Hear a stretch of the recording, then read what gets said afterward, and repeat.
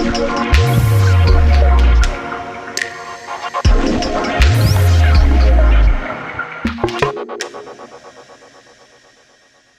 today's 22nd Century episode, I spoke with Elin from Aparito.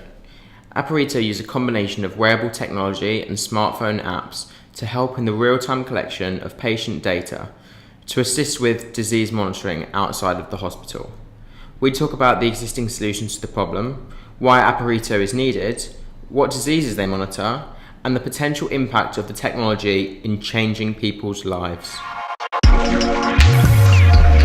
Hello, Elin. Hi. Thank you so much for joining me on the podcast this morning. It's great to have you on this episode. Thank you. If you could just start with a little introduction about yourself and your journey, that'd be amazing. Yeah, so my background's in clinical pediatrics.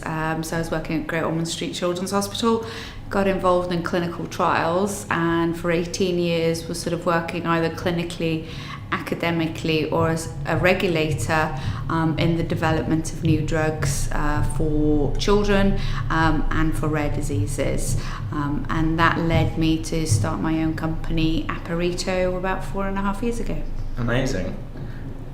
And the first kind of question I always ask on the podcast is the biggest myth or misconception that people have about the tech and also about Aparito. So I think the biggest misconception I think people have about Aparito currently is that we are a wearable company. Okay. I think people get very excited about wearables at the moment, and so they seem to sort of and that's a huge problem, I think, because we're very driven by the problem and then try and find a solution, as opposed to saying we have a product and we're now looking for a place to put it. So we've been really trying to explain that our service is tech-enabled. We have a SaaS platform for all patient-generated data, and Wearable is just one small component of that. And we see it as sort of developing and validating these directly reported patient-generated data as a way to improve the drug development life cycle and the clinical trial experience from a patient's point of view. Awesome. And then what does the other kind of technologies look like that you have at your disposal? Yeah, so we primarily try and use the bring your own device approach. So from a patient-centric point of view, we discourage giving additional handsets or devices to patients and allow them to download the app directly on their own phone and integrate it into their day-to-day life. So it's all driven by their own phone, but we focus very much on capturing videos, voice, photos, medication adherence, quality of life scores, and sort of the bigger picture. And then if the patient consents, we can integrate local weather, environmental data to try and understand how much the sort of weather and pollution, pollen, things like that could potentially be impacting your health on that day as well. And then so how would you sort of capture that data? Could you give a little bit insight how that would work? Is it kind of, obviously you mentioned wearables, so I'm assuming like a fitness band of some sort, if it's tracking location maybe through the phone? Yeah, so we are hardware agnostic, so we look at a wearable that's fit for purpose but also appropriate for the context of use. So in some diseases, your consumer grade Fitbit ones are very adequate. In other situations, you probably want better rigor and would require a more medical grade device. So if for vital signs, you would need a wearable device that had that sort of accuracy. So as I say, we're wearable and device agnostic. So if we had a child that had failure to thrive, we could even integrate a Bluetooth enabled weighing scales. And then the parents could sort of use that as a way to track things via their phone.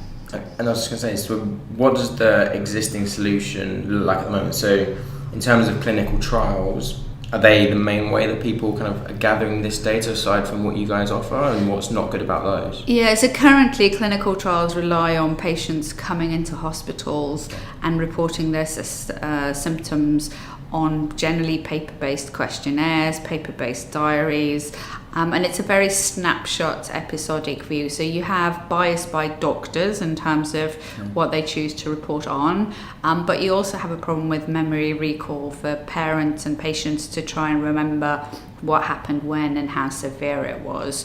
So we don't have this sort of remote continuous data stream currently included in clinical trial, which, given that only 1 to 3% of a patient's experience in terms of disease burden is captured in electronic health record, we're missing out on a really big important part of what the burden of the disease is for the patient. And I guess it's when you go into a doctor's, it may not be at that specific time, even from a sort of like general patient perspective, that you go into the doctors and you're trying to report on your illness, but actually you're feeling better that day, for example. You're not having, you're not as ill as you were a few days ago, for example. It's quite hard, I guess, in that snapshot. Yeah, exactly. So that's it's that variation from day to day, hour to hour, certainly week to week, that we're trying to define and hopefully build a better disease model and understand that variability a bit better.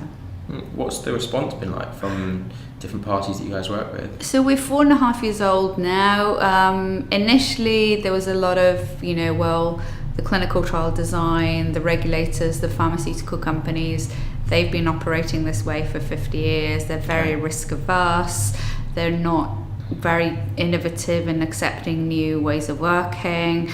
So, there was a lot of cynicism and but then there was a couple of early adopters. And I mean, when we started 4.5 years ago, I would say we were pretty much one of the only companies sort of doing this. And now, you can see the number of other companies popping up, that it's becoming much more of a popular area.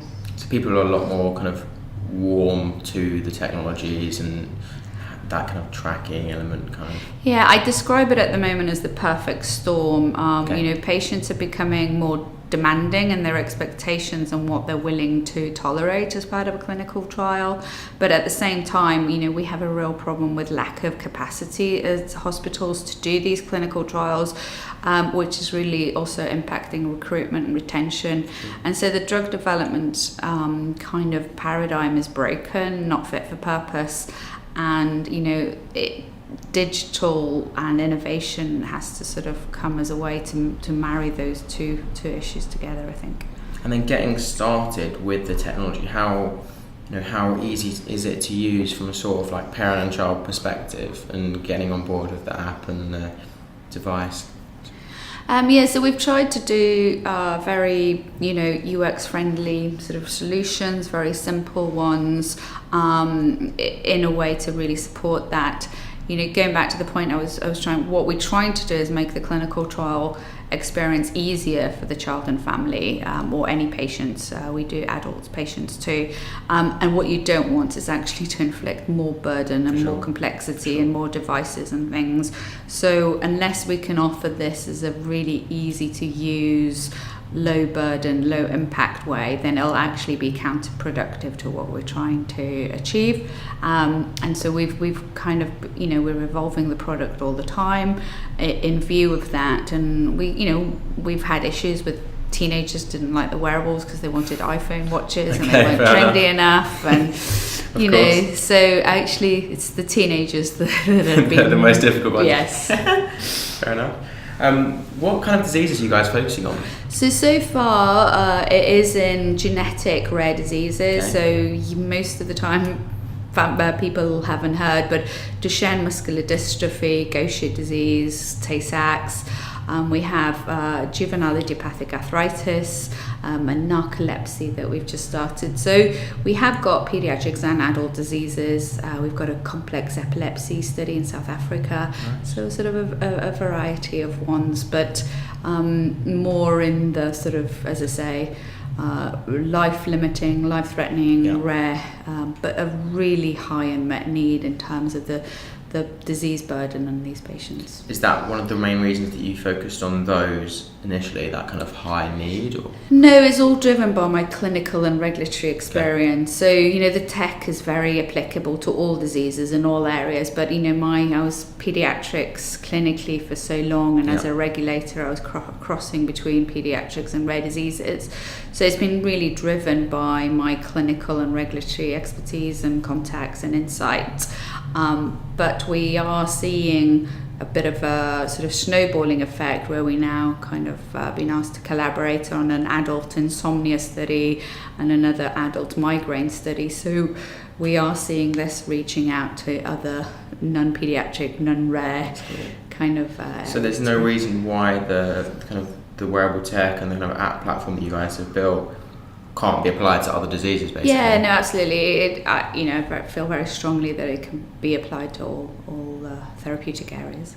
And then on the kind of devices and the app, we touched on this a little bit earlier, but what kind of information and data can you gather? So I guess people would kind of think of a wearable technology as like a heart rate sensor or a step counter. Is it kind of that kind of data, or what else can be gathered from? Yeah, so as I said, we're hardware agnostic, so the wearables can vary. So it can be your consumer grade step, sleep, stuff like that, or it could be a more high grade wearable device for vital signs, so saturation, temperature, respiratory, things like that. But from the phone app, we're really focusing on other far more data-rich sources like the videos. So for the epilepsy study, parenting are videoing the seizures and sharing the video of the seizures, because as you can imagine, the child never really has the seizure in the clinic in front of the doctors, and they always have a home in the playground. So they can video the seizures and show the seizure video to the clinicians to see what type the seizures is and things like that. We're also looking at voice and to see how changes in voice, and then photos for sort of joint pains or wounds, but also a lot of FAS, the visual analog scales for mood. For children, they have the smiley face options one. So we use a lot of infographics, so it's quite varied. I imagine then the data that you can get is arguably more accurate compared to in the clinical trial or in that kind of doctor's appointment. Is that right? Yeah, so we definitely feel that the data is more accurate from avoiding issues like memory recall and issues like that, and because it is in real time, and it is on a device that the patient or parent is familiar with using as well. Awesome. And then how do you guys kind of fund the endeavour? Do you work with kind of like sponsor companies? How does it work? So our business model so far is to get pharmaceutical companies to sponsor the studies. We do make sure that we co-develop the study with the patient groups where possible, so that it's very easy to get overexcited with what technical aspects you can bring in, and the patient will give you a very quick reality check of why that's not feasible or kind of accessible to them. The business model is for pharmaceutical companies to be sponsoring it, and then clinicians and patients become part of the study design before we deploy it then. So then do the pharma companies then have access to the data, and if so, how do you guys prevent them from, I don't know, using that data for their own benefit, or for example to increase the price of a drug that is actually very much in need? Yeah, it's a good question, and obviously trust and data ownership in the health space is becoming a major issue, and the way that different business models are driving a slightly worrying trend to how data about patients is aggregated. From our point of view, the patient, does download the app on their own phone, but we do not take name, email, any details like that. We connect it via QR code, which links them to the study site system. They're given an anonymized code, and consent is at the heart of it. So when patients consent to take part in the study, it's clearly stated who sponsors the study, who has access to their individual data, who has access to their anonymized aggregated data, and what the data is being used for. in the rare disease genetic kind of disorders, we are aware that data is going to lead to a cure and bring therapies. Sure. So generally, patients and families are very altruistic, and they want their data to be used to understand more about the disease and to try and identify new endpoints and outcomes that can be used in clinical trials. But as you say, there is always this concern of unexpected consequences. And while in the spirit of understanding more about the disease, we are trying to control that the data is only used for those purposes and not for other not so good purposes. Yeah. And then, have you guys got any insight into over the kind of last few years that you've been working of how the data's been able to either transform lives that the people you've worked with, or the research into the cures for those conditions? Yeah, I mean, it's still early days. We're certainly getting more validation of the tools, more acceptance of the tools. Our PI, principal investigator for our study at NIH, the National Institute of Health in America, admitted herself that she was sort of really taken aback by the quality and the quantity of the data coming through that gave her an insight into the disease that had not been so clear to her. I know it's sort of very sort of required in the sort of startup tech space to always be sort of accelerating sort of this is impact. And unfortunately in health, life science, things do take a long time because clinical trials do take a long time. But we feel really pleased and excited that we're making the right level of progress for where we're at. Awesome. Do you think that the tech that you guys have built could be used for something outside of healthcare? Like it would work for something else? We've not necessarily considered that at the moment. We sort of feel we've got plenty to be doing. Crack the nut in healthcare at the moment. Fair enough. And sorry to bring up the B word, but it is kind of quite a trending topic at the moment. But it'd be, I guess, just good to understand how Brexit would affect an industry like yours and how it kind of impacts, or how it currently works with the current relationship we have with the EU in clinical trials, and how perhaps that will change and the impacts of that. Yeah. So for us in our industry, I mean, the way we currently understand Brexit is going to be a devastating effect for this space. Rare disease clinical trials have to operate globally. You can never get sufficient number of patients in one country to make the data really statistically meaningful, but also to make the patient numbers, viable for studying. So global collaboration and global clinical trials are essential to make it feasible. And that's where the regulators offer really good cross-European. So if you get a drug authorized in Europe, it already and automatically becomes licensed and regulated for all 27 member states, which a pharmaceutical company could never afford to apply 27 times to get that drug regulatory approval and available in every market. So the UK, benefits a lot from that too. And for us as a company, we also want to be selling within the single market. So that was sort of the driver for us to open the office in Amsterdam, so that we could still operate within the same regulation, but also within the same single market to allow that. As I say, because, clinical trials, and not just rare disease, to be fair, even Alzheimer's studies, dementia studies, obesity studies, you do need to make these studies internationally and globally to make them viable. And, my view is that health has no borders, and that's, one of the areas that we really should be collaborating on. Super. What I should have checked you meant B word as in Brexit, not blockchain. But no, that's completely fair enough. What motivates you, Elin, to kind of keep doing what you're doing? Because it's some really, really cool stuff you're working on. So I've sort of seen on a very clinical first level that